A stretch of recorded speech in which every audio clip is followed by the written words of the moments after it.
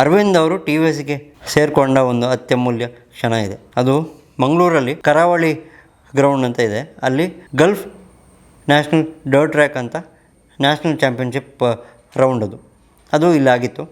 ಅದರಲ್ಲಿ ಅರವಿಂದ್ ಅವರು private year ಆದರೂ ಫ್ಯಾಕ್ಟ್ರಿ ಹುಡುಗರ ಮುಂದೆ ಫಸ್ಟ್ ಮಾಡ್ತಾರೆ. ಇದರಿಂದ ಟಿ ವಿ ಎಸ್ ಫ್ಯಾಕ್ಟ್ರಿ ಟೀಮ್ನವ್ರು ಬಂದು ಅರವಿಂದನ ಅಪ್ರೋಚ್ ಮಾಡ್ತಾರೆ. ನೀನು ಚೆನ್ನಾಗಿ ಓಡಿಸ್ತಾ ಇದೆಯಾ, ನಾವು ನಿಮಗೆ ಆಫರ್ ಮಾಡ್ತೀವಿ, ನಮ್ಮ ಕಂಪ್ನಿಗೆ ಬೈಕ್ ಓಡಿಸು, ಬೆಂಗಳೂರು ಬಂದು ಪ್ರಾಕ್ಟೀಸ್ ಎಲ್ಲ ಮಾಡು, ಇದ್ರ ಬಗ್ಗೆ ಬೈಕ್ ಬಗ್ಗೆ ಎಲ್ಲ ಸ್ಟಡಿ ಮಾಡು, ಆಮೇಲೆ ಟಿ ವಿ ಎಸ್ಗೆ ನೀನು ಬೈಕ್ ಓಡಿಸೋಕ್ಕೆ ಸ್ಟಾರ್ಟ್ ಮಾಡಬೇಕು ಅಂತ ಅವನಿಗೆ ಆಫರ್ ಮಾಡ್ತಾರೆ. It was in the year 2006.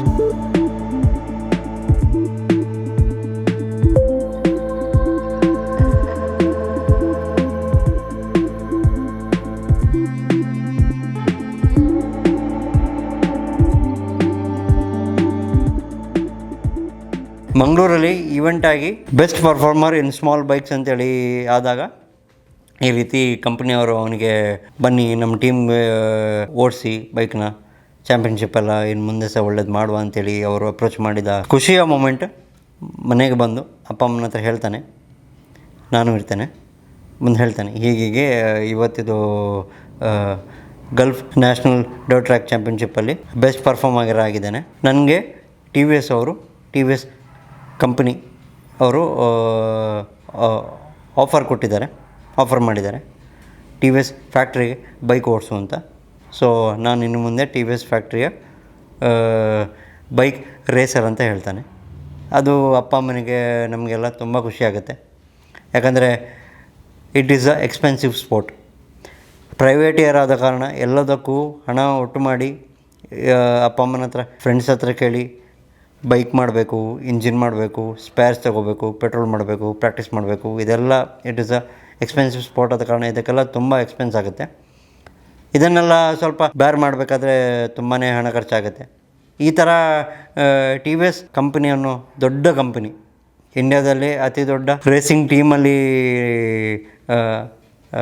ನಾನು ಬೈಕ್ ರೇಸ್ ಮಾಡ್ತೀನಿ ಅನ್ನೋದು ಇಂಡ್ಯಾದಲ್ಲಿ ಅದು ಇವರಿಗೆ ಬೈಕ್ ರೇಸರ್ಗಳ ಡ್ರೀಮ್. ಅದು ಓಡಿಸಿದ್ರೆ ಫ್ಯಾಕ್ಟ್ರಿಗೆ ಓಡಿಸ್ಬೇಕು ಆ ಥರ ಇದಿದೆ ಡ್ರೀಮ್ ಇದ್ದ ಕಾರಣ ಅವನಿಗೆ ತುಂಬಾ ಖುಷಿಯಾಯಿತು. ಅದರಿಂದ ಅವನದು ತುಂಬಾ ಡೆವಲಪ್ಮೆಂಟ್ ಆಯಿತು. ಇವಾಗ ಎಲ್ಲ ನಿಮ್ಮ ಮುಂದೆ ಇದೆ. Is a international bike racer for India associated with T V S racing.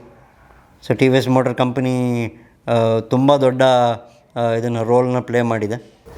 ಕಾಲೇಜಲ್ಲಿ ಇರಬೇಕಾದ್ರೆ ಮಂಗಳೂರಿಂದನೇ ಬೈಕ್ ರೇಸ್ ಮಾಡಿದ ಕಾರಣ ಅವನು ಇಲ್ಲೇ ಇರ್ತಿದ್ದ.